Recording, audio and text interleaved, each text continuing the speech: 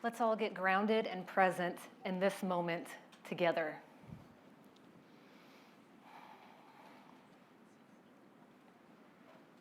When I was younger, I was encouraged to stand out.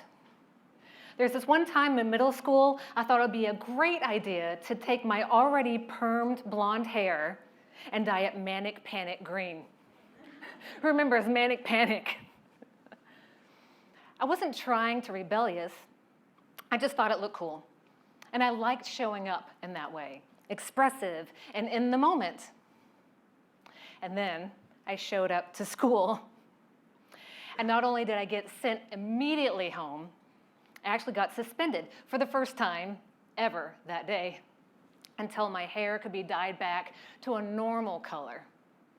So my mom marched me to Fantastic Sam's, where it took multiple bleach treatments to fix that mess.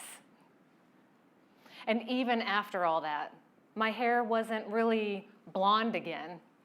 It was more like that green you get after you've been swimming in a public pool all summer. Kind of radioactive, kind of magical, but definitely not school approved.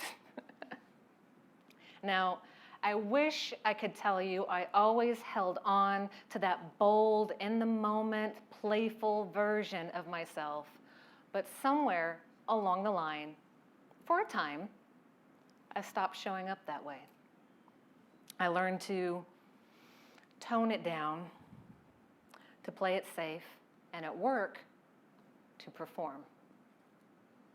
And that's where this story really begins.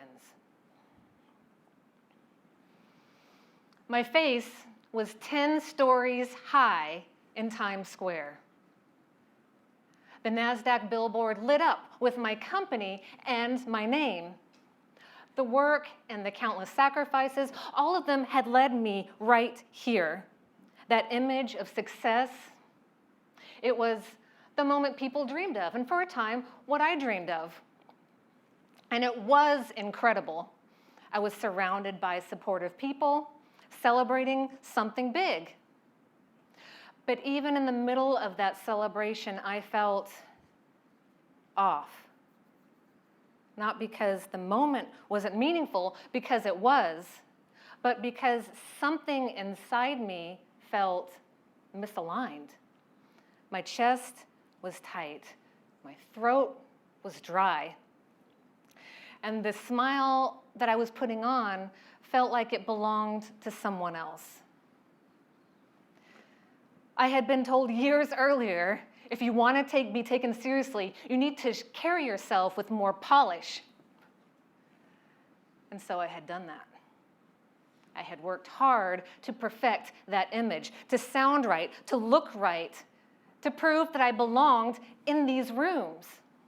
I performed my role as a leader well.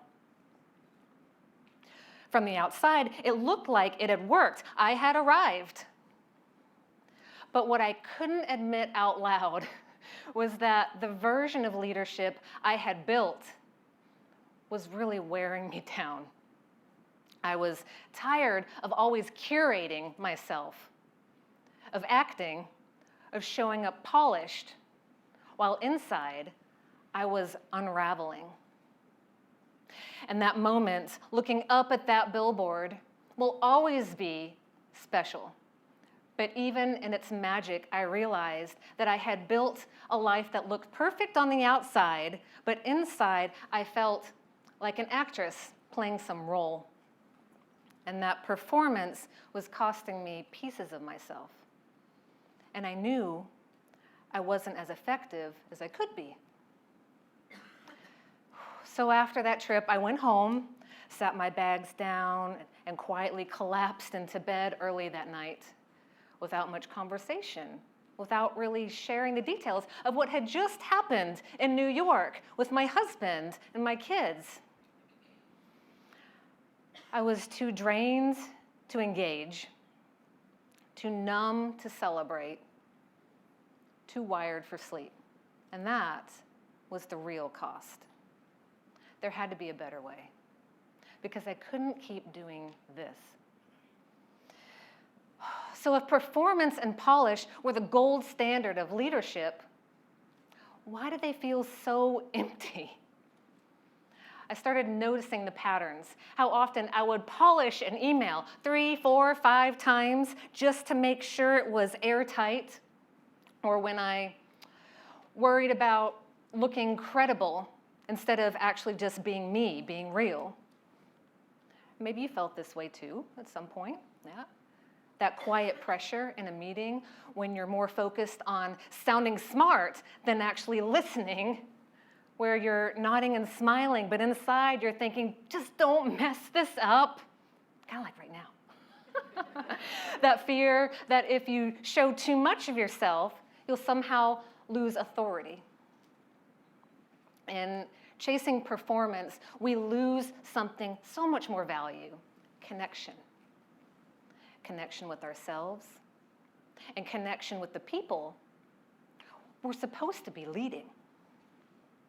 And that's when I started to really understand that leadership isn't sustained by performance. It's sustained by presence.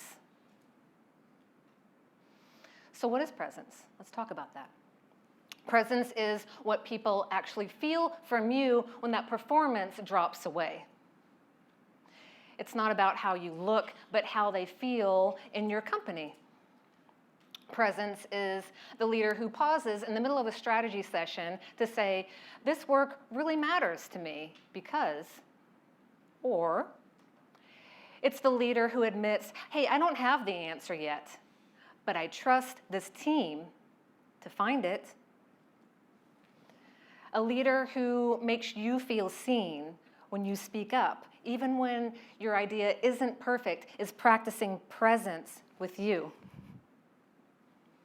And then I started to see it firsthand in my coaching programs. The leaders who were so flawless in their delivery, for some reason, were struggling to keep their teams engaged. Yet when they shifted, when they told their team why the work mattered, things started to change. Their teams leaned in and engaged, and new ideas started flowing. And they stayed longer in the work, not because they had to, but because they wanted to. So presence is contagious. It makes people care because they feel that you care. In case you're wondering, presence isn't just this fluffy thing that's nice to do. It's backed by multiple studies, including one from Dr. Amy Edmonton at Harvard, has shown that psychological safety is one of the strongest predictors of high-performing teams. Not skill set or more resources, but safety. And safety always begins with the presence of the leader. When leaders show more vulnerability, when they admit mistakes, when they ask questions, when they share what's true in that moment, they're almost 5 times more likely to be trusted. 5 times, because trust unlocks everything else: collaboration, creativity, innovation. And you know how this feels. When you feel safe in a room, you risk and contribute more. You're willing to give the best of yourself because that leader's presence has created a safe space where you wanted to bring more of yourself. So let's reframe presence from a soft skill to the foundation of real leadership. It's the foundation of trust, and trust is what drives performance, and that is a real edge to leadership. So, here's how to start your journey off to a more potent style of leadership, if you will. Presence is a process of being fully in the moment. It's the ability to bring your attention, your energy, your humanity into this moment right now. When you are present, people can feel it. They relax, and they're more receptive. So let's make it simple. You can start with your next meeting on Monday like this. First, pause, just like I did earlier. Just take a breath. No one has to know. Feel your feet on the ground. Really take a moment to feel the pressure of your feet on the ground. And then notice the people in the room. Actually see them. Take the moment to look at your people directly. And then open with something real. A genuine observation in the room, not agenda item 1, a genuine thank you, or a moment of gratitude. You might even name the moment that you're in together. It's okay if this feels a little awkward at first, that you're not perfect at it. And that's wonderful, because that's real. You might even tell your team that you're starting something new. Presence is about connection, after all. And so when you begin from that place, the room shifts before you've even made any point.